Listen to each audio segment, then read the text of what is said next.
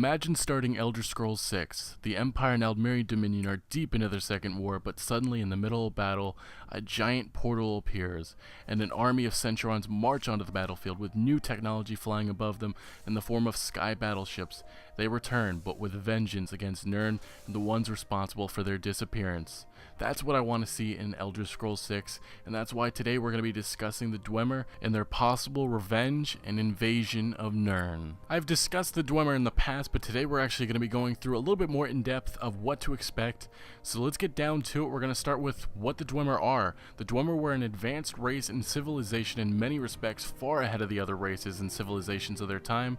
They are well known for their skill in revolutionary developments in technology, engineering, crafting methods, metalwork, stonework, architecture, city planning, science, mathematics, magic, and the academic arts. But they are also known because of their mysterious disappearance in the First Era after the Battle of Red Mountain. The most accepted theory about their disappearance at the Battle of Red Mountain is that they tried using the powers of the Heart of the Missing God Lorkhan. A powerful wizard and enchanter, Kagrenak, tried utilizing the heart into bringing his race into immortality.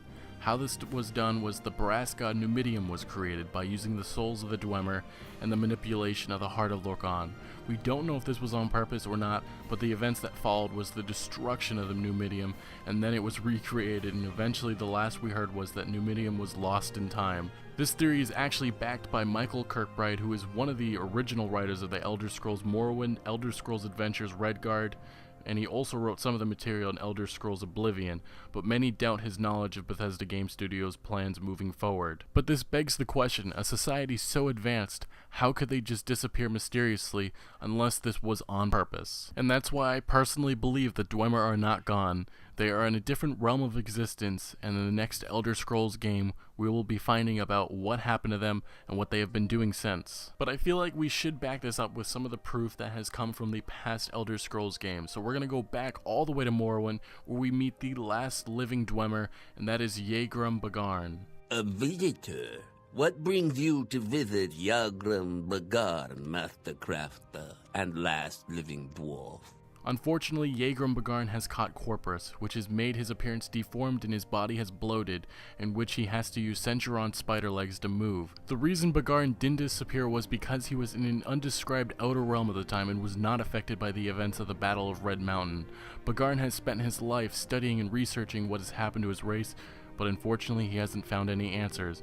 Bagarn concludes Lord Kagrenak, the foremost arcane philosopher and magecrafter of my era, devised tools to shape mythopoeic forces intending to transcend the limits of Dwemer mortality.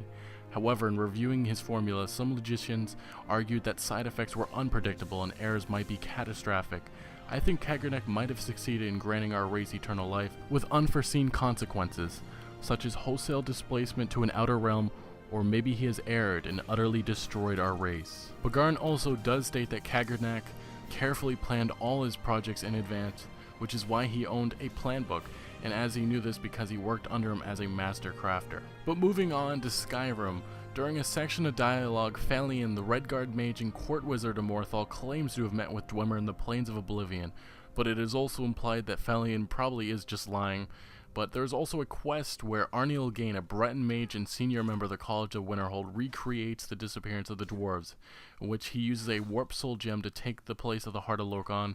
He uses Keening, one of the three tools used to access the heart, and Dwemer cogs and convectors. He eventually disappears and is not known if he succeeds, but his shade does appear, unlike the Dwemer who were completely gone. That's why I feel through all the quests in the ruins and teases from past titles, Bethesda has to set up for a huge return.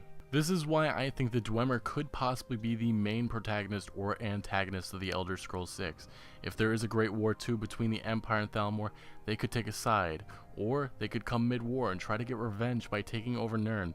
This possibly could go with the setting of Valenwood, because if they are trying to take over Nirn, the biggest political factions will be battling it out there. The best way to make a return is by sending a message to all of Nirn, and even to the gods. This will allow us to see if the Dwemer are striving or struggling as a race. This now goes back to the beginning of this video, in which hopefully we see advancements in technology. like skyships, new weapons, and automatons. The possibilities are endless. But the last question I will leave with you guys is, do you want to see the Dwemer return in the next Elder Scrolls game, and why? I personally do, just because of the fact that I feel like they could add so much to the narrative of the next game, but that's just my thoughts.